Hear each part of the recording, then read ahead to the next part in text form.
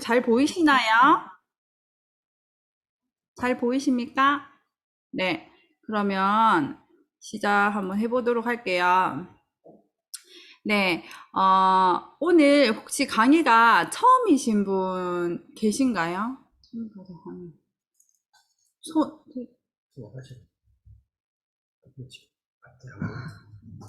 네. 제가 지금 들으시는 분들의 얼굴을 보고 싶은데 지금 확인이 잘 안 되네요. 네. 어, 혹시 오늘 이 강의가 처음이시거나 아니면 나는 미생물이란 얘기를 들어봤다 했을 때 가장 먼저 생각나는 게 사실은 유산균이라는 생각이 들거든요. 그래서 제가 오늘 제가 맡은 부분은 명확하게 미생물이 무엇인지, 그리고 유산균이 무엇인지, 그 유산균 안에 있는 유익균과 유해균이 무엇인지, 그리고 우리가 요즘 많이 쓰고 있는 프로바이오틱스가 무엇인지에 대해서 한번 찝어주는 시간을 가져보도록 하겠습니다.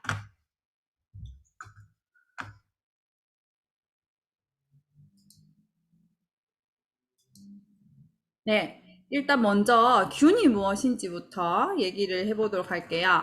자, 균은 대체 무엇인가? 균은 동물, 식물에 기생하여 발효나 부패, 병 따위를 일으키는 단세포의 미생물인데 우리가 살아있는 것은 크게 세 가지로 나누거든요. 그게 뭐냐면 첫 번째는 동물, 두 번째는 식물, 그리고 세 번째는 이 미생물이라는 거예요. 그래서 어, 이 미생물을 혼자 살아가지 못하기 때문에 여기 있죠. 광합성을 하지 못하는 혼자 스스로 하지 못하는 하등 식물을 통틀어서 하는 말로 세균, 조균, 잔황균, 감자균, 변형균 따위가 있고 좁은 뜻으로는 우리가 쉽게 알 수 있는 곰팡이, 그리고 효모, 그리고 버섯균을 가리킵니다. 그래서 혼자 독립생활을 못하기 때문에 보통 기생이나 부생생활을 하게 되거든요. 잠깐 먼저 짧은 영상을 먼저 나눠보도록 하겠습니다. 네. 지금 사실 제가 오늘 여기 계신 분들에게 말씀드릴 부분이 이 한 동영상에 다 들어있거든요. 그래서, 하나씩 천천히 한번 알아보도록 하겠습니다. 사람과 미생물. 자, 사람 몸 안에는 머리부터 발끝까지 모두 많은 미생물들이 살고 있거든요. 코 속에는 포도상구균이라는 미생물, 그리고 폐에도 살고 있고, 입안에도 충치균이 살고 있고, 우리 위가 좋지 않으면 이 헬리코박터균이 많이 이렇게 검출이 되죠. 그래서 장 속에는 우리 몸에서 정말 크고 중요한 미생물의 집단이 서식하고 있습니다. 장의 길이는 6에서 9m에 달하는데 구석구석에 이 미생물이 다 살고 있거든요. 그래서 우리가 음식물을 섭취하면 간과 이렇게 나누어서 되고 그 다음에 소장으로 내려오잖아요. 그렇게 되면 그 영양소의 대부분이 이제 피 안으로 흡수가 되는데 대장은 그 물을 흡수하고 소장에서 소화되지 않고 남아있는 것이 내려와서 이제 유익한 미생물에 의해서 발효가 되는 곳이라고 아시면 돼요. 그래서 뒤에 나오겠지만 우리 몸속에 모든 미생물이 살고 있지만 가장 많은 부분을 차지하는 것이 바로 이 장입니다. 그래서 사람과 미생물은 숙주와 공생자라고 비교할 수 있는데요. 숙주는 뭐냐면 여기서는 사람이야. 그러니까 영화 기생충을 보신 분들 계시죠? 거기에서 보면 그 송강호 가족이 이성균의 집에 빌붙어 사는 그 기생충과 같은 존재라고 해서 이렇게 제목이 붙여졌잖아요. 그래서 그 이성균의 집을 숙주, 한마디로 우리 몸이라고 생각하시면 되고 거기에 붙어 사는 기생충이 이제 송강호 가족인데 여기에선 그 기생하는 게 아니라 같이 함께하는 공생자, 미생물과 사람의 공생자라는 라고 생각하시면 될 것 같아요. 그래서 여기서 보면 산호와 산호조류가 있는데 이 왼쪽 그림과 오른쪽 그림에는 이렇게 일단 색감의 차이가 확연하게 드러나잖아요. 그래서 왼쪽은 어떻게 되는 거냐면 이제 우리가 산호조류가 사는 공간이에요. 그래서 이 산호조류가 살게 되면 이렇게 왼쪽과 같이 알록달록한 이런 빛깔, 화려한 빛깔을 낼 수 있는 거죠. 그리고 산호조류는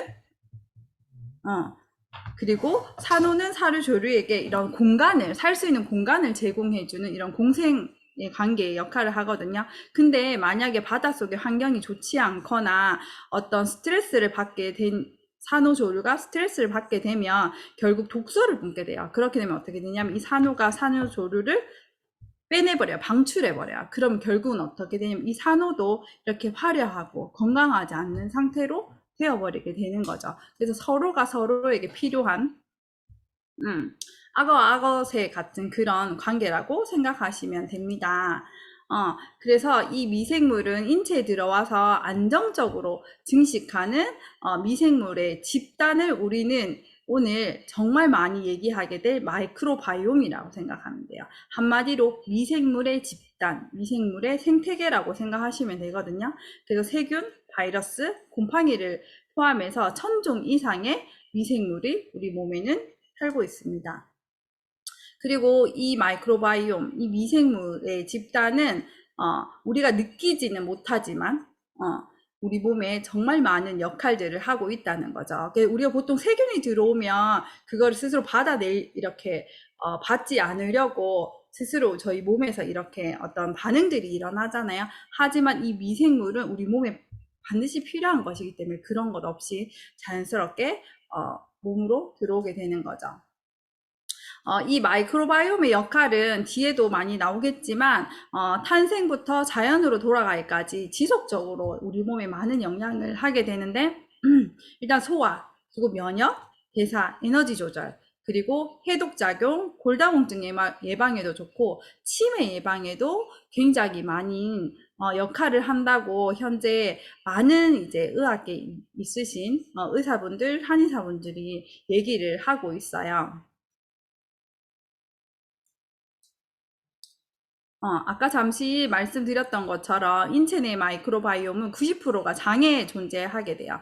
그래서 여기 우리가 보통 제2의 장기, 제2의 두뇌가 장이란 얘기를 하잖아요. 그래서 장이 건강해야지 똑똑하고, 장이 건강해야지 피부 질환도 없고, 장이 건강해야지 사람의 기분도 아까 영상에서 봤듯이 그런 영향을 많이 미친다는 거죠. 그리고 저희가 오늘 많이 얘기하게 된 이 메타를 드신 분의 임상 중에 한 가지도 그런 게 있었어요.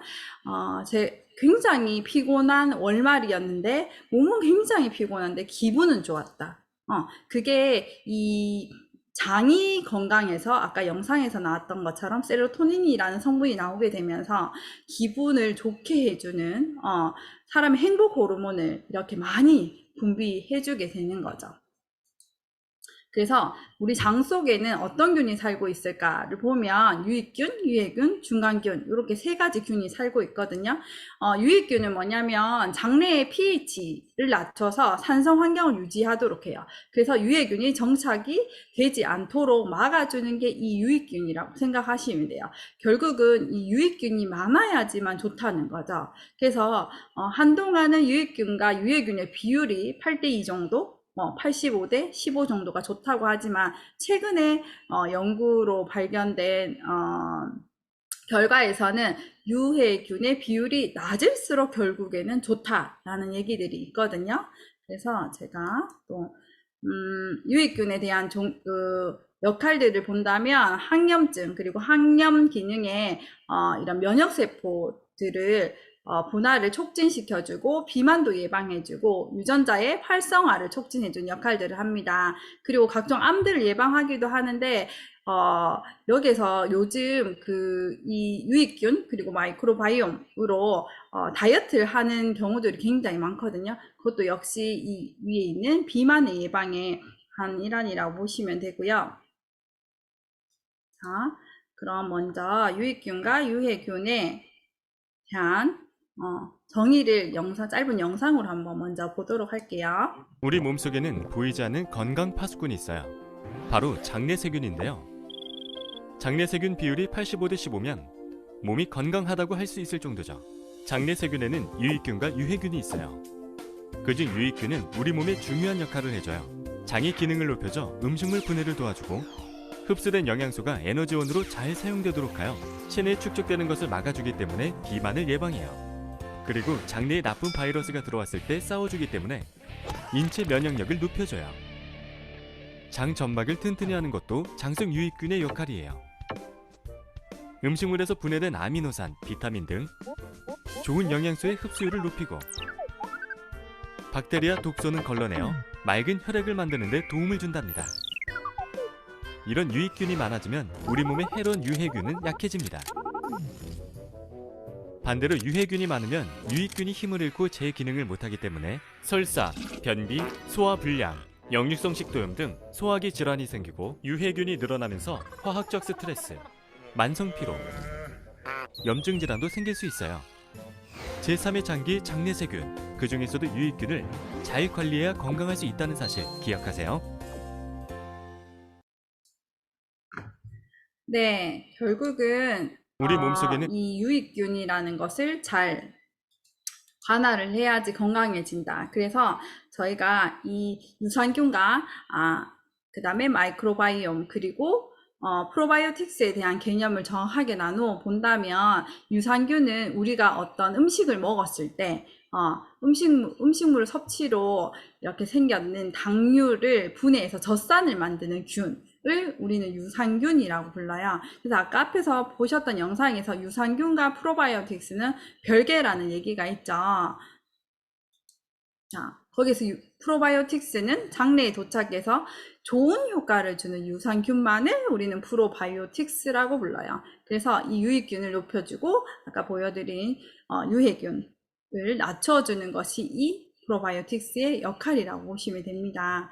그리고 지속적으로 말씀드리는 이 마이크로바이옴은 이런 유산균과 프로바이오틱스 모두를 포괄하고 있는 미생물의 생태계라고 생각하시면 되거든요.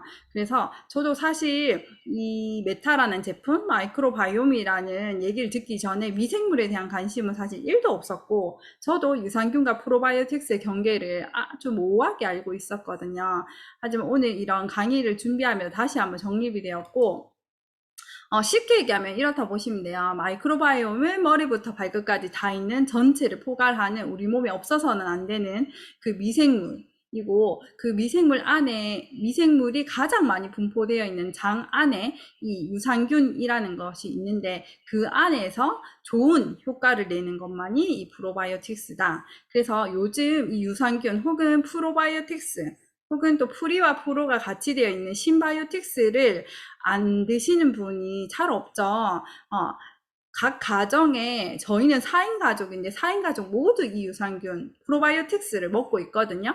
이 프로바이오틱스의 시장이 반드시 언젠가는 이 미생물 마이크로바이옴 시장이 될 거예요. 아마 모두가 미생물을 먹고 있는데 혼자 프로바이오틱스를 먹고 있는 건 시대 뒤떨어지는 행동이라는 그런 평가가 또 나오게 될 것 같아요. 그래서 이 시장을 저는 반드시 모든 각 가정에 있는 프로바이오틱스를 미생물로 바꾸는 시장의 주인공이 되고 싶다는 생각을 요즘 많이 하거든요. 그래서 다시 한번 요 3가지의 정의를 정립하시고 이 시장성에 대해서도 다시 한번 생각하는 기회가 되셨으면 좋겠습니다. 이상입니다. 네.